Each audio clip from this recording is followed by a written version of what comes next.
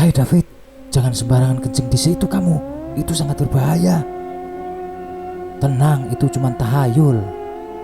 Assalamualaikum warahmatullahi wabarakatuh. Jumpa lagi di Ngulik Horor. Kali ini Ngulik Horor akan menceritakan tentang petilasan angker yang ditulis oleh Naila N. Ramadhani.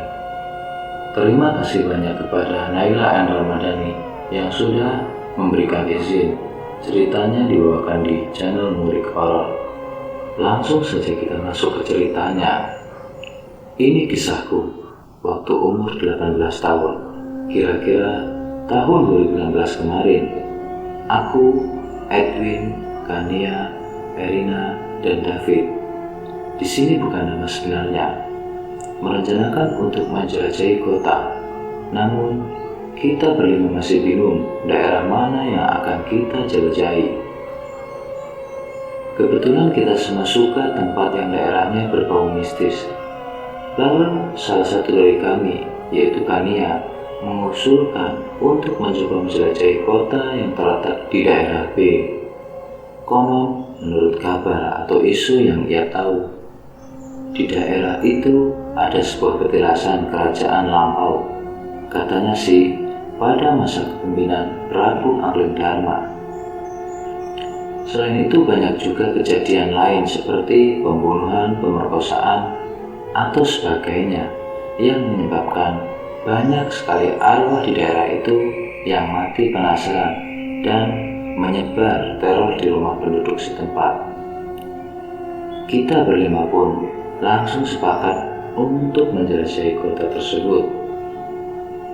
Tapi pesanku, jangan melakukan tindakan bodoh yang dilakukan oleh temanku, David, yang menyebabkan kerugian pada dirinya sendiri.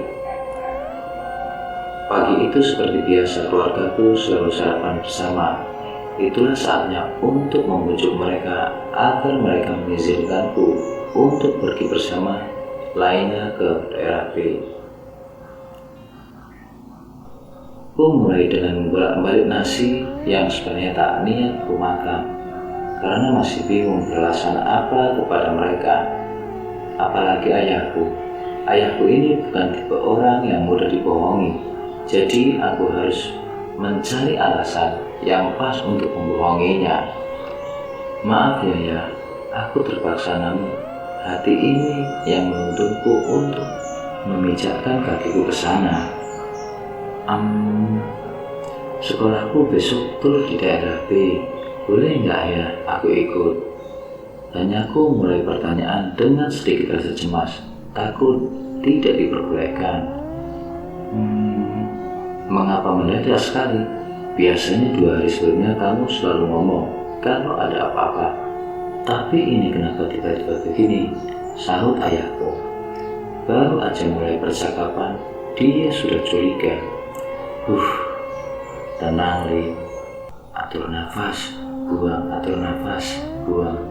Begitu gumamku dalam hati sebagai penghibur diriku sendiri. Beneran ya? Kalau nggak percaya, tanya aja ke Erina dan Kania. Seruku agak sedikit kesal. Loh, kenapa harus tanya ke mereka, bukan ke teman-teman sekelasmu yang lain? Katanya sambil menatap sinis ke arahku. Ayah ini susah sekali untuk membujuknya. Bagaimana ini? Ide apa lagi ya yang harus aku keluarkan? Aku bergeming sendiri dalam hatiku. Ayolah ya, izinkan ikut ya. Janji deh, nanti aku beliin oleh-oleh. Pintaku merayu, memegangi lengannya. Tidak usah merayu ayah, sanalah pergi. Tapi ingat, jangan berbuat aneh-aneh di sana. Apalagi kalau tempat yang sakral. Begitulah pesan ayah. Yes, akhirnya. Makasih ya, aku langsung menuju kamarku tanpa melanjutkan makanku. Karena seleraku sudah berubah setelah ayah mengizinkanku pergi bersama yang lain. Aku melompat-lompat ke kirang di atas ranjangku sambil berjoget-joget karena merasa gembira. Langsung kuhubungi keempat temanku melalui via video call. Setelah bercakap-cakap panjang, Aku lebih dulu menutup percakapan dan meninggalkan mereka berempat yang masih berbincang mengenai keberangkatan kita esok. Sedang aku sibuk menyiapkan segala keperluan yang akan aku bawa, terutama make up dan charger. Aku selalu teliti dalam membawa barang itu ke dalam tas ranselku. Tiba-tiba ada seorang anak kecil menghampiriku. Tahu sendiri kan, aku bisa melihat mereka yang tak kasat mata. Namanya Sina, gadis kecil berumur 7 tahun dengan rambut yang dikepang dua dan disertai bola mata yang hitam. Salah satu penunggu rumahku yang konon menurut cerita ia mati karena terjebur ke sumur tua. Dulu di samping rumah ada sumur tua yang lama sekali tak dipakai. Lalu mbah ayahku, pokoknya gitulah, menutup sumur itu dan memandangnya. Tiba-tiba Sina mengagetkanku dengan duduk di sampingku, yang mulanya tadi aku lihat dia masih berada di depan pintu kamarku. Aku dan Sina ini sudah berkenalan sekitar 4 bulan yang lalu. Jadi kalau dia muncul, aku sudah tak kaget lagi. Sina ini kalau masih hidup sampai sekarang, umurnya sekitar 60 atau 70 tahun, bahkan lebih. Karena kematiannya ketika masih kecil, jadi Sina hantunya yang dalam keadaan anak kecil juga. "Kak, mau kemana?" Sina ikut boleh, rengeknya kepadaku. "Sina, mengagetkan saja kalau datang. Kalau datang itu assalamualaikum dong," candaku kepadanya. "Aku kan setan, Kak, jadi ya tiba-tiba muncul gitu aja," sahutnya kepadaku. Ya Kak, aku ikut ya, please," pintanya sambil merengek. "Nggak boleh, nanti pasti kamu jahil sama teman-teman kakak," seruku kepadanya. "Janji deh Kak, Sina nggak nakal." "Ya please Kak," bujuknya kepadaku. "Oke, tapi janji ya," balasku sambil memberikan jari kelingku, walaupun kami tidak bisa lagi bersentuhan. Belum saja aku menoleh, dia sudah hilang entah kemana. Selesai merapikan semua pakaianku, aku langsung tidur supaya esok tak kesiangan berangkat menjelajahnya. Oh iya, maaf, aku ini kan orang Jawa, jadi harus bercakapnya pakai dialog Jawa karena kurasa kelamaan. Yaudah, langsung aja aku pakai bahasa Indonesia. Kring kring kring, nada alarm berbunyi tepat di samping telingaku. Aku kucek-kucek mataku yang masih mengantuk. Lalu aku lihat alarmku tepat pas aku bangun pukul 5.30. Sesegera mungkin aku beranjak dari tempat tidur menuju kamar mandi. Cekrek. Waktu ku buka pintu kamar mandi, astaga, ada Sina yang berdiri menyambut sambil membawakan handukku. "Pagi Kak, buruan mandi Ki, aku tunggu ya," serunya disertai wajah yang sumringah. Lalu ia menghilang. Aku hanya tersenyum sambil garuk-garuk kepalaku yang tidak gatal. Setelah berada sekitar setengah jam lebih di kamar mandi, aku baru keluar. Maklum, anak cewek, mandinya agak lama. Seger, kataku sambil melemparkan pakaian kotor ke keranjang. Langsung bergegas ku pakai pakaian yang telah aku siapkan tadi malam.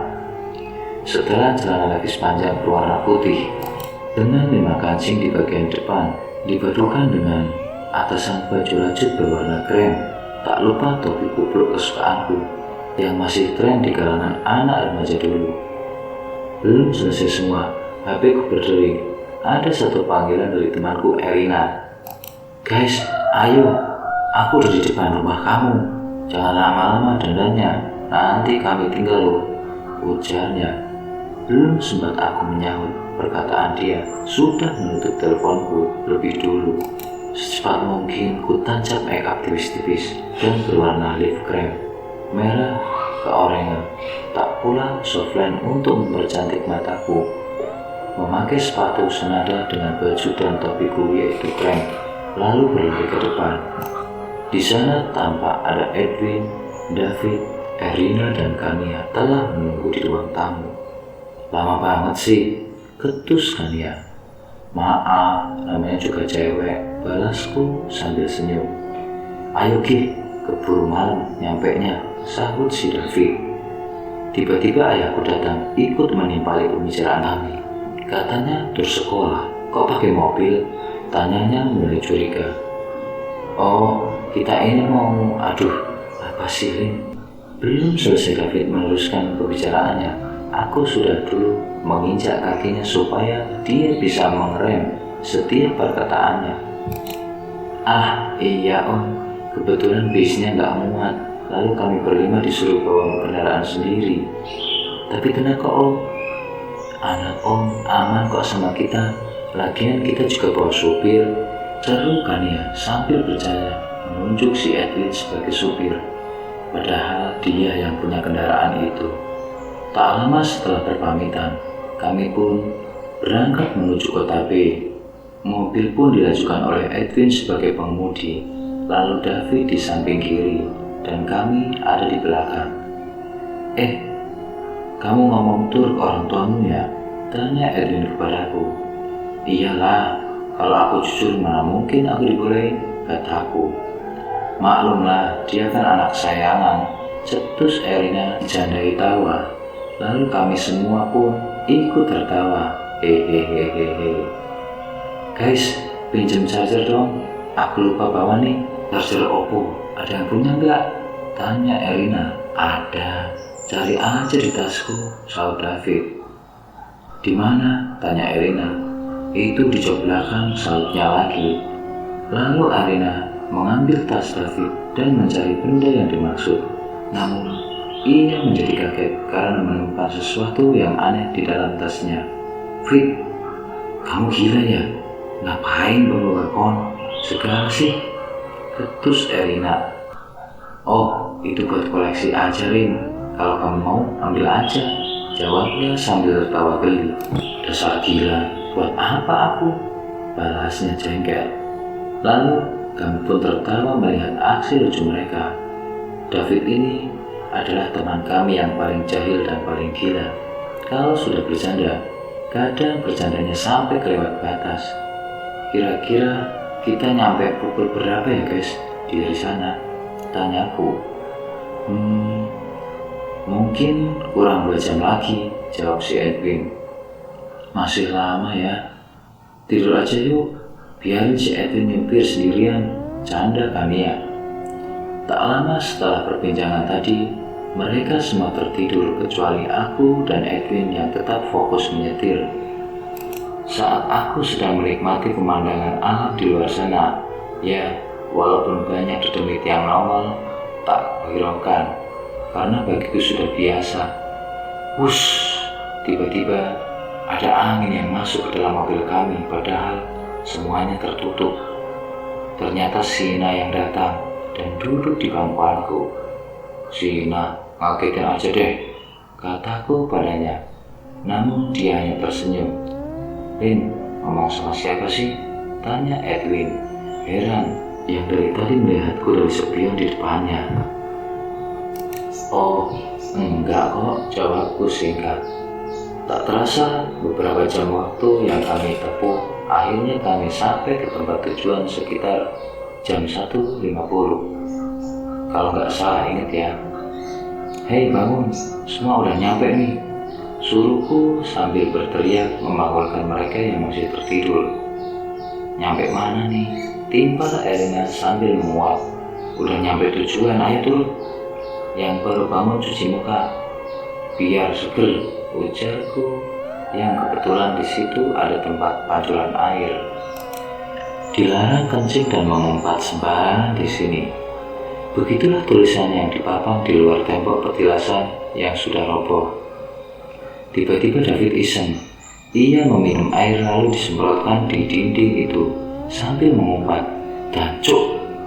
Lalu pergi ke belakang dinding. Fit, mau kemana? Tanya Edwin. Bentar, mau pipis di sana, sahutnya berlalu. Fit, macam-macam deh di sini.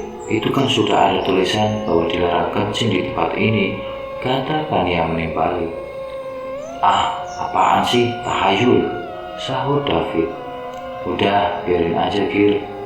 Nanti kalau dia kena batunya baru tahu rasa, ucap si Edwin.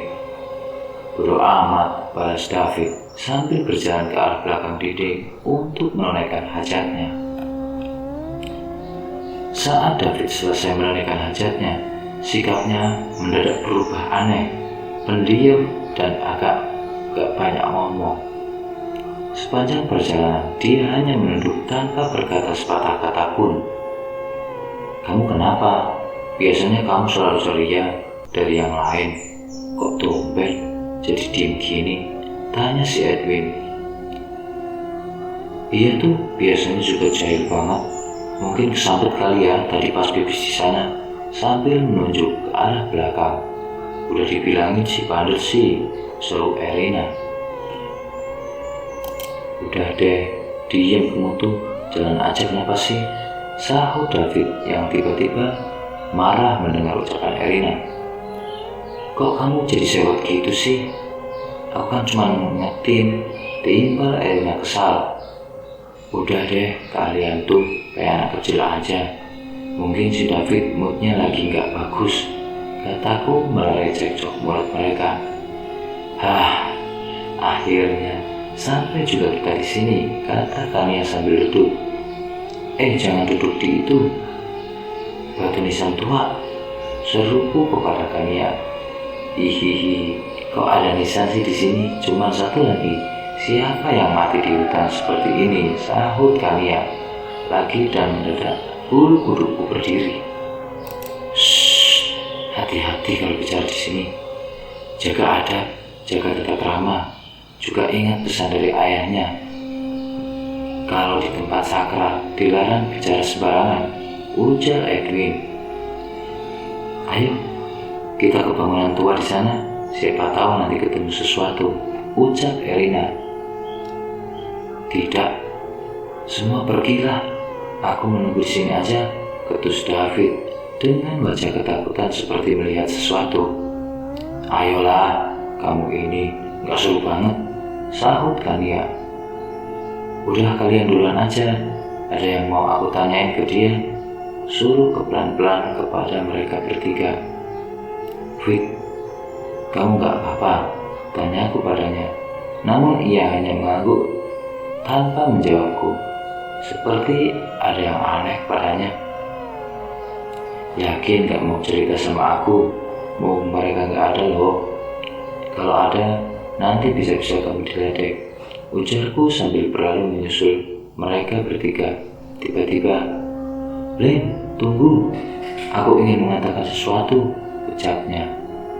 Saat perilakuku yang tak sopan tadi, dari mengumpat kencing di sana dan menyemprotkan air ke tulisan tadi, tiba-tiba ada hantu yang terus mengikutiku hingga aku tak berani menoleh ke belakang. Dan saat hendak pipis, tiba-tiba yang keluar bukan air kencing, melainkan darah, dan kemarahanku menjadi membengkak, cerita David. "Tuh kan, udah terpampang di dinding, jangan mengumpat dan kencing sembarangan di tempat ini. Kamunya sih ngeyel," tuturku sambil menengok ke belakang dan mencari tahu siapa yang mengikuti si David dari tadi. Ternyata setelah aku lihat, seorang noni Belanda memakai gaun putih, wajahnya pucat namun begitu cantik. Di dadanya ada bekas tusukan seperti anak panah, sedang menatap penuh kemarahan kepada si David. "Udah yuk masuk, daripada di sini kamu mau ditemenin hantu," ajakku kepadanya. Dan akhirnya si David mau pergi bersamaku menyusul mereka bertiga masuk ke dalam petilasan kuno. "Lin, pelan-pelan, aku gak bisa berjalan terlalu cepat," serunya menahan sakit karena kemarahannya tiba-tiba membengkak. Lalu aku menghampirinya yang ketinggalan jauh di belakangku dan memapahnya berjalan menuju petilasan. "Kenapa dengannya?" tanya Edwin. Aku langsung memberi kode isyarat menutup mulut supaya David tak merasa malu. "Nanti aku ceritakan, tapi bukan sekarang," bisikku pelan pada mereka. Aduh, tak sengaja tanganku tiba-tiba terkena pohon berduri yang tumbuh di area petilasan. "Ada apa, Lin?" tanya Edwin. "Gak apa-apa, Cuma terkena duri doang kok, kataku. Yuk masuk, ajak Erne yang sudah tak sabar kepada semuanya. Kalian masuk dulu aja, aku mau nyabutin beberapa duri yang masih menancap di lenganku. Nanti aku nyusul. Ini si David, tolong papa dulu. Ya, kurang enak badan, kataku kepada mereka. Lalu mereka pergi masuk meninggalkanku sendirian di petilasan. Saat aku fokus mencabuti duri yang ada di lenganku, tiba-tiba Noni Belanda itu menghampiriku duduk di sebelahku. Dia meraih tanganku dan membantuku mencabut duri-duri kecil itu dengan hati-hati. Ternyata dia arwah yang baik. Beda saat tadi kulihat yang tatapannya penuh akan kemarahan. Terima kasih, siapa namamu? Tanyaku menggunakan bahasaku. Entah dia mengerti atau tidak, aku juga tidak tahu. Natasha, takutnya perlahan. Ternyata dia mengerti bahasa kami. Kenapa kamu di sini? Dan apa yang terjadi padamu? Tanyaku lagi penuh penasaran. Belum sempat dijawab, Noni Belanda itu tiba-tiba menangis. Dari matanya keluar darah yang mengalir ke pipinya hingga menetes ke kaun putihnya. Aku terbunuh saat menyelamatkan seseorang. Panah yang harusnya mengenai orang yang kutolong mengenai diriku sendiri. Aku juga diperkosa oleh mereka dan mayatku dibuang di hutan ini hingga yang tersisa hanyalah tulang-tulangku. Tutur Natasha kepadaku. Aku pun yang mendengar ceritanya ikut menangis. Betapa mulianya gadis cantik ini demi menolong sesama manusia. Ia sampai rela mengorbankan nyawanya. Di mana keluargamu? Tanyaku lagi. Keluargaku telah meninggal. Ayah ibuku juga dibantu di sini, katanya sambil tak berhenti menangis mengingat kejadian yang menimpa anggota keluarganya. Aku ingin berteman denganmu, ucapnya kepadaku, dan aku hanya mengangguk mengiyakan. Lalu masuk ke dalam petilasan menyusul teman-temanku meninggalkan Natasha yang saat itu kulihat tengah tersenyum gembira kepadaku. Saat kakiku mulai melangkah ke area petilasan, tiba-tiba hembusan angin yang semilir mendadak juga. Kiban kencang menggoyangkan pepohonan dan tumbuhan berjejeran. Daun-daun mulai berguguran, dan sebagian orang yang berada di luar petilasan.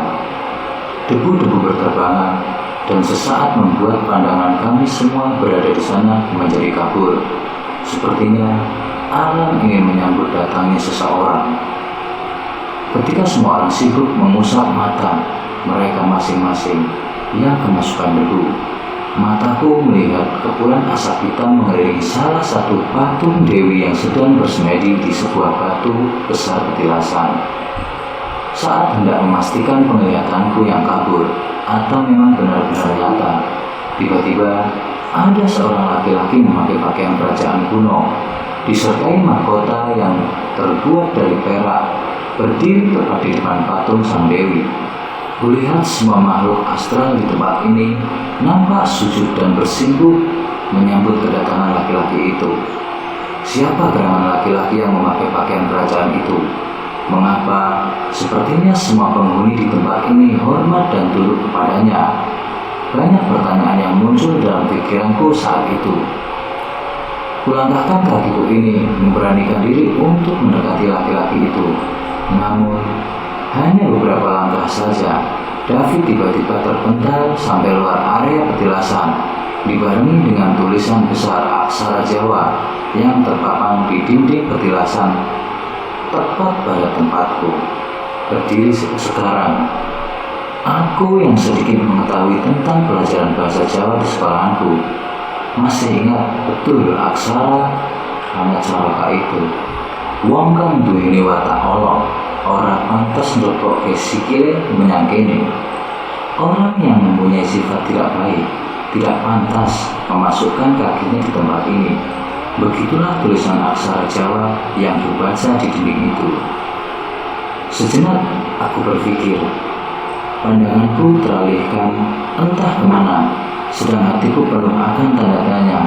Mengapa laki-laki yang sepertinya disegani oleh semua astral di situ tiba-tiba murka dengan David? Apa yang telah dilakukan David hingga mengundang dia kemari? Ingin kulangkahkan kakiku untuk mempertanyakan sesuatu yang telah membuat pikiranku hilang fokus akan tujuanku. Namun, kaki ini rasanya berat dan mulut ini seperti terkunci dan enggan untuk memecahkan teka-teki ini. Tiba-tiba singa muncul di belakangku, menggandeng tanganku dan mengelusnya. Bibir mungilnya menandakan senyum yang tidak disertai candaan, juga sikapnya yang serius seperti ingin memberiku kekuatan untuk melawan rasa takut di hati ini. Seketika mataku dan matanya saling bertatapan, lalu menganggukkan kepala bertanda bahwa aku harus memberanikan diri mempertanyakan hal yang sedari tadi membuat hatiku gelisah. Genggaman eratnya kini memudar diiringi dengan keberanian langkah kakiku menuju laki-laki yang nampak spesial itu. Bibir yang mulanya terkunci kini mulai bertanya, "Pangapuntene kula ingkang kathah." Sambil kurapatkan kedua tanganku memberikan salam perkenalan kepadanya. "Bab nopo ingkang damel panjenengan lengus marang rencang kula? Maafkan saya sebanyak-banyaknya. Masalah apa yang kiranya membuat murka pada teman saya?" Begitulah tanyaku menggunakan bahasa Jawa. Saat itu juga sikapnya yang murka kepada David mendadak hilang. Ia mengalihkan pandangannya kepadaku, disertai senyum yang sumringah penuh keramah tamahan. Lalu, laki-laki itu menjawab semua pertanyaan-pertanyaan yang telah membelenggu hatiku dengan tutur nada yang halus, lemah lembut, layaknya seorang pemimpin yang memberi penuturan kepada rakyatnya yang melakukan kesalahan. Aku kaget mendengar cerita yang disampaikan laki-laki itu. Ternyata temanku David ingin mengambil mustika yang ada pada kedua mata patung Dewi itu. Kulihat sekilas memang mata patung Dewi itu bersinar memancarkan cahaya, berbeda dengan patung yang lainnya. Aku menggelengkan kepala ke arah David. Ternyata hukuman yang diberikan Natasha dengan membuat bengkak kemaluannya memang belum cukup baginya, sehingga dia masih berani melakukan sesuatu yang membuat dirinya sendiri rugi. Gemercik air turun dari langit, mendung hitam menyelimuti tempat ini. Hawa sejuk berubah menjadi dingin, diiringi larian-larian kecil beberapa orang yang mencari tempat untuk berteduh. Begitupun aku dan ketiga kawanku, kecuali si David. Entah setelah kejadian tadi, di mana dia berada kami tak tahu. Hanya Sang Maha Melihatlah yang mengetahuinya. Hari menjelang senja, matahari mulai mencari posisinya untuk berbenam. Rasa ketakutan dalam diri kami berubah sejenak ketika kami menyibakkan pandangan ke arah terbenamnya matahari. Sungguh pemandangan yang amat indah.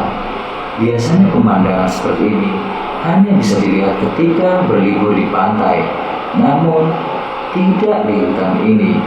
Hingga semak-semak belantara membuat mata kami bercecak kagum dengan keindahan itu. Aneh tapi nyata, itulah yang ada di pikiranku sekarang. Badanku mulai merasakan hawa dingin. Butiran gerimis kecil kini telah menjadi hujan yang deras. Baju rajutan tebal yang kupakai pun tak mampu untuk memberikan kehangatan bagi tubuhku. Lalu Edwin datang menawariku sebuah jaket miliknya untuk kupakai. Dingin ya? Nih, pakai aja jaketku. Dia menepuk pundakku dari belakang dan mengagetkanku. Enggak, makasih. Tolakku secara halus. Kalau Lin nggak mau, sini lempar jaket itu ke kami. Kami juga kedinginan.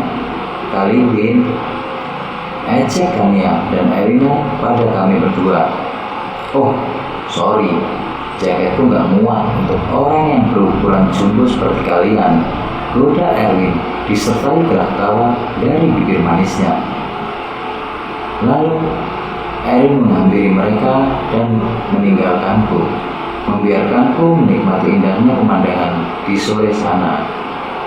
Orang-orang mulai berjalan pulang menggunakan payung dan juga mantel yang telah mereka siapkan sewaktu hujan seperti ini. Lalu berhamburan keluar petilasan untuk pulang ke rumah masing-masing. Tinggallah kami berempat dalam sana. Aku pun masih bingung mencari keberadaan David yang entah bagaimana kondisinya sekarang. Tiba-tiba, "Duh, lapo sik nang kene, udane deres. Mangko masuk angin. Ayo mlebu, melu aku ngiyup ning gubukku." "Nah, kenapa masih di sini? Hujan deras. Nanti kamu masuk angin. Ayo ikut aku berteduh di gubukku," seru nenek tua yang datang menghampiriku dengan menggunakan kebaya khas Jawa. Jalannya sedikit membungkuk, namun tatapannya sendu membuatku menjadi tenang jika menatap wajahnya. "Nggih Mbah, matur suwun," sahutku, lalu mengajak teman-temanku untuk berteduh dulu di rumah nenek itu. Jika memungkinkan hujan bisa reda, barulah kami mencari David. Namun, Erina menahanku untuk pergi mengikuti nenek itu. "Jangan, kamu yakin dia manusia?" tanya Erina disertai laku muka yang ketakutan. Aku hanya menganggukkan kepala kepadanya dan mengikuti kemana langkah Simbah itu pergi. Disusul mereka yang berjalan di belakangku dengan keduanya menggandeng tangan Edwin. "Kejatuhan duren ini, sampai-sampai 2 cewek itu nemplok sama kamu," teriakku padanya. Takut suaraku didengar karena hujan yang begitu lebat disertai gemuruh petir yang bersahut-sahutan. "Ini mah bukan ketiban duren tapi ketiban gajah," seru Edwin disertai tawa yang menggoda Kania dan Erina. Dari dekat sudah nampak rumah bertumbuk gubuk milik nenek tua, disertai 2 obor di kanan di kiri gubuk sebagai penerangan. Ketika kawanku secepat mungkin menghampiriku, ketakutan melanda hati mereka masing-masing. "Lin, yakin ini orang?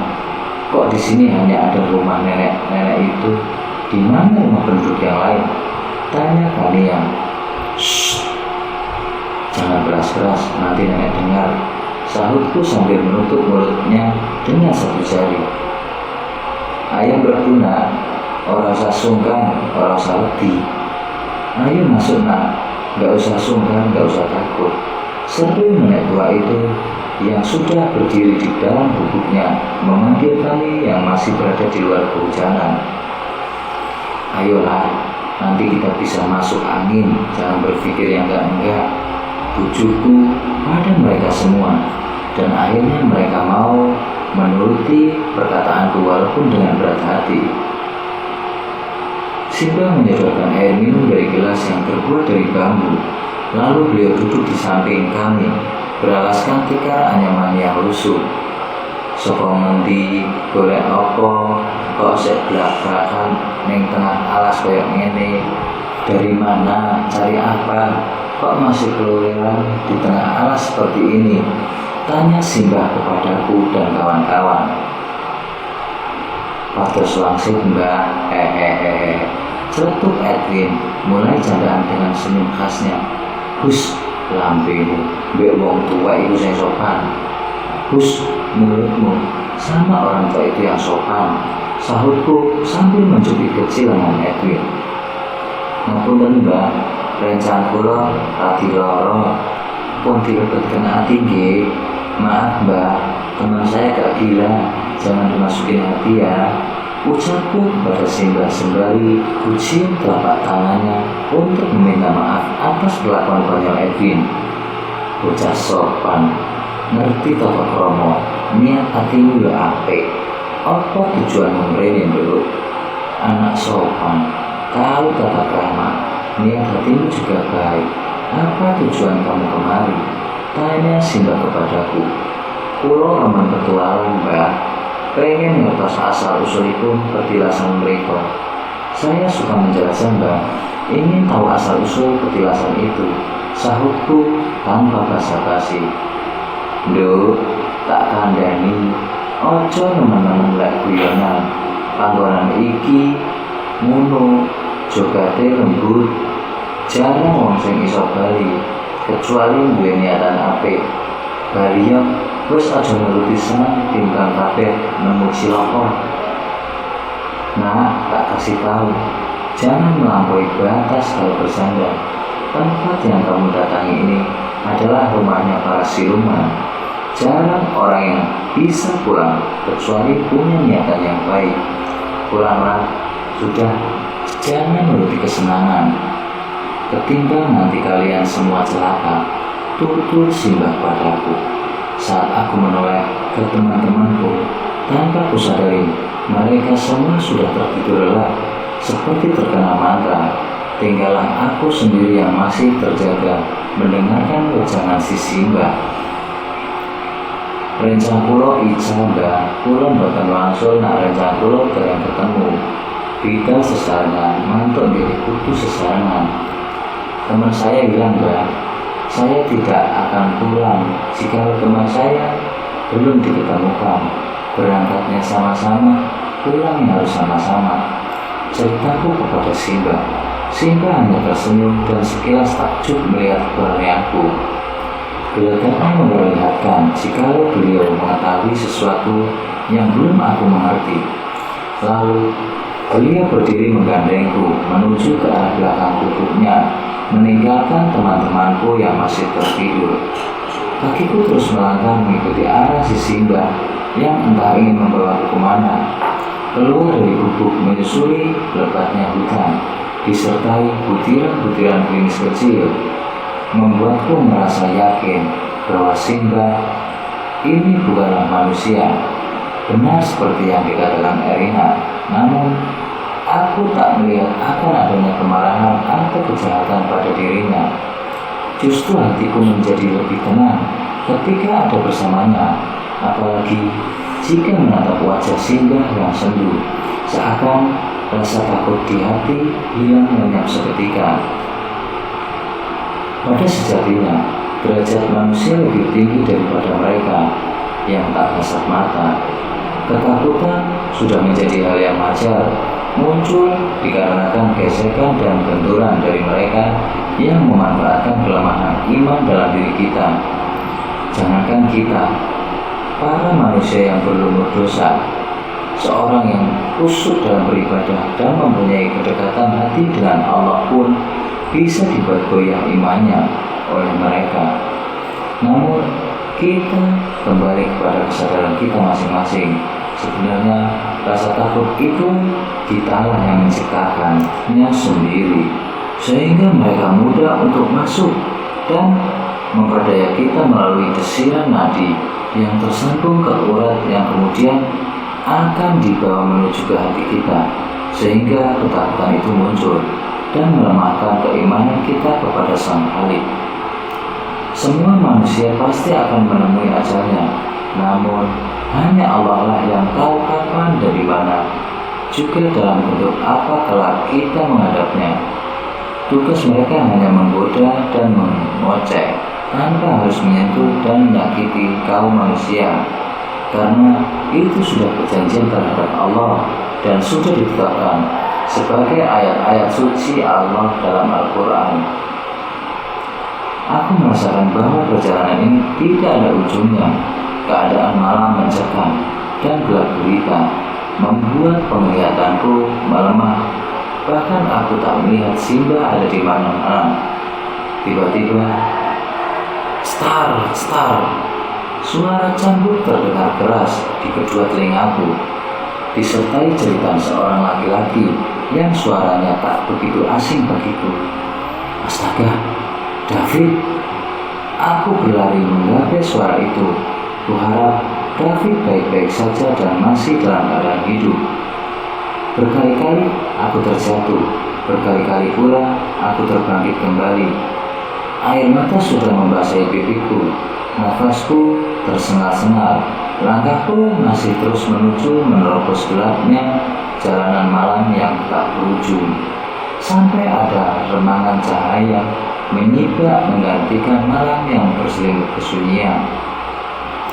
Kulihat David sedang di lantai di samping patung Dewi yang berada di petilasan. Mata dan bibir patung Dewi itu menandakan senyum kepuasan. Sesaat ketika tubuh David dicambuk beberapa kali hingga menimbulkan bekas memar, cambukan David menyerupai merah darah. Mbah, tolong aku mbah, tolong aku. Aku pun tak berdaya melihat David dalam keadaan seperti itu. Raganya seperti terpisah dari sukmanya.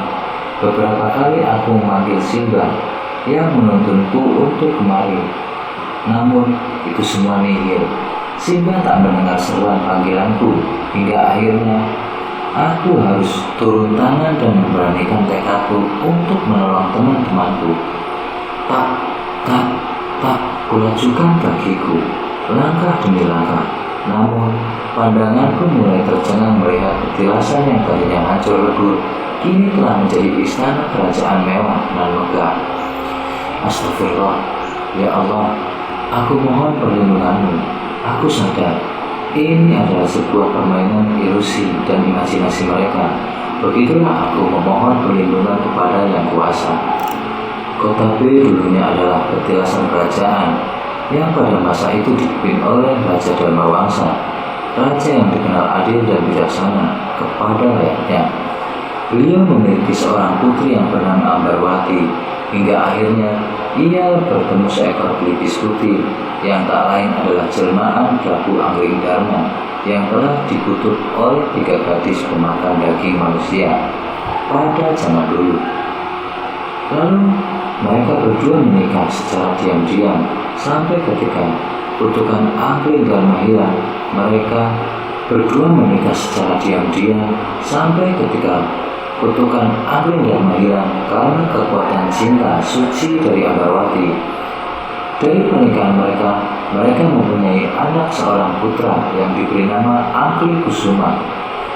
Banyak dari sekian rakyat yang tak menyukainya, termasuk Durgandini dan Sudawira, musuh bebuyutannya, sampai akhirnya ada pertumpahan darah dan perebutan kekuasaan hingga memakan banyak korban.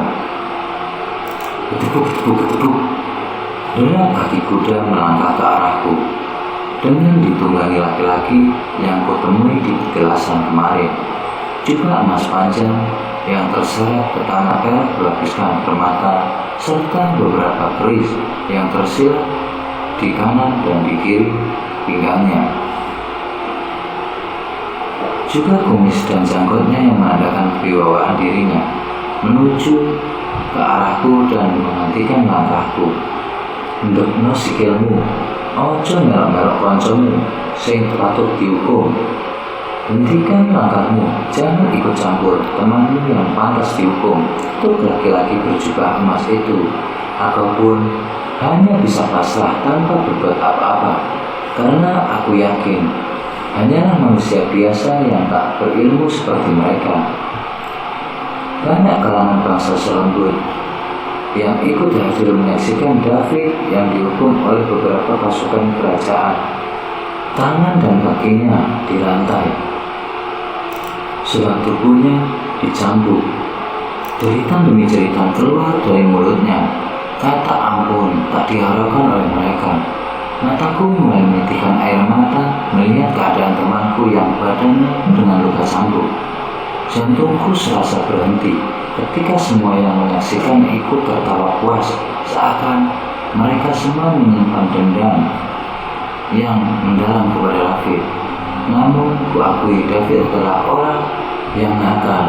Namun aku sungguh tak percaya hal parah apa yang dilakukan hingga dia harus menemui hukuman saat itu. Cukup, hentikan, jangan siksa dia lagi. Isak tangisku mendera pilu, namun tak diharapkan oleh mereka. Tiba-tiba, Lin, bangun, kamu kenapa? Aku merasa Erina memanggilku, menampar-nampar pipiku, tapi aku tak tahu. Mungkin aku masih di bawah alam sadarku, hingga akhirnya Edwin melempar botol air minum di wajahku sampai aku kaget dan terbangun membuka mataku. Aku terperanjat, mataku seolah tak percaya. Aku dikelilingi oleh ketiga temanku yang menatap penuh heran padaku. Banyak orang-orang berpakaian serba putih melintas di depanku. Itulah mereka, para dokter dan suster yang bekerja di rumah sakit. Aku tak percaya mengapa kejadian setahun silam kini semakin mengingatkanku kembali, membuka memori yang penuh tanda tanya dan teka-teki yang belum terpecahkan, hingga membuat temanku David harus dilarikan ke RSJM di kota S karena mengalami depresi semenjak kejadian itu. Di mana David? Tanyaku pada semuanya. Dia ada di ruangannya. Mau ku antar ke sana? Sahut Edwin. Aku pun segera mengiyakan ajakannya karena ingin tahu bagaimana keadaannya sekarang. Menurut penuturan temanku, aku tak sadarkan diri selama 5 jam. Mereka membawaku ke ruangan tunggu yang berada di rumah sakit, lalu meletakkan tubuhku di atas sofa panjang dan menungguku sampai aku kembali siuman. Beberapa jenis minyak dan oleskan ke hidupku agar siuman kembali, namun hal itu hanya sia-sia karena aku berada di bawah alam sadarku. Seorang telah menuntunku untuk mengingat kisah dan kejadian pilu yang David alami. Bagaimana ceritanya pun, aku masih belum mengetahui penyebab David menjadi seperti ini. Kamar dari kamar telah aku lewati, sampai akhirnya aku menemukan kamar dengan nomor 021. Kubuka pintunya perlahan dan kuintip keadaannya dari luar kamar. Sungguh sangat memprihatinkan dan semakin membuat keadaanku terpuruk. Temanku yang paling ceria, temanku yang paling nakal, sekarang tingkahnya sudah seperti orang gila. Bahkan siapapun yang mengingatkan untuk minum obat akan diserang dan diancam akan dibunuh. Menurut salah seorang suster yang bertugas merawatnya, David selalu mengatakan, "Sebentar lagi aku akan menjadi orang kaya." Hanya hal itu yang terus-menerus keluar dari bibirnya tanpa henti. Aku juga tidak bisa menyimpulkan mengapa dia bisa mengatakan ucapan seperti itu berulang-ulang. Siapapun yang mempunyai niat dan tujuan baik, maka keselamatannya pun akan dijamin oleh Allah Subhanahu wa Ta'ala. Bahkan setan pun tak sulit untuk menjamahnya. Begitupun sebaliknya, jika seseorang itu mempunyai niat dan tujuan yang buruk, maka ia akan menuai apa yang telah ia tabur. Seperti pepatah yang mengatakan, siapa yang menabur angin pasti akan menuai badai. Itulah hukuman yang David dapatkan di dunia ini. Kita hidup berdampingan dengan mereka, walaupun tidak melihat wujudnya, walaupun tidak mendengar suaranya, namun kita dapat merasakan kehadirannya. Hargailah keberadaan mereka dan jangan pernah mengusik mereka, maka mereka pun juga tidak akan mengusik dan mengganggu kehidupan kita. Dan cerita pun selesai. Ada hikmah yang banyak bisa kita ambil di sini tentang keberadaan makhluk selain kita di dunia, maka kita harus saling menghormati. Terima kasih yang sudah menonton video di channel Ngulik Horor ini. Nantikan cerita-cerita berikutnya yang lebih menarik dan menyeramkan tentunya. Wassalamualaikum warahmatullahi wabarakatuh. Ngulik Horor.